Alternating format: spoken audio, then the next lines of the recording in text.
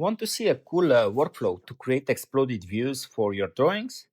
Most people think you need a DMU or an additional product assembly to create that in CATIA V6. You don't.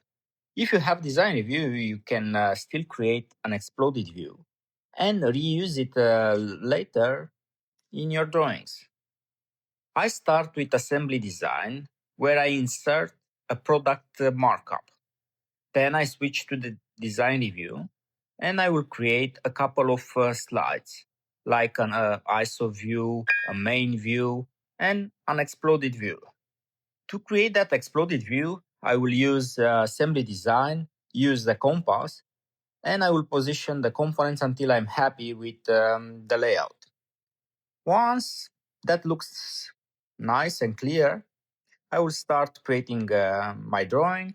I will insert a few standard views like the main view, side projection, top projection, and a section cut.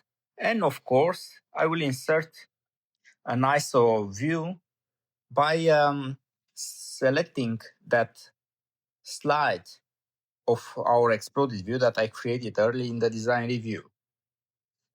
To build a proper engineering drawing, I also add the key dimensions. And for assemblies, I always include the BOM table.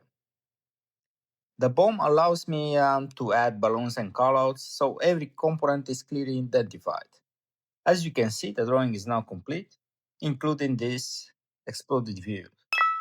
Hope you enjoy this workflow.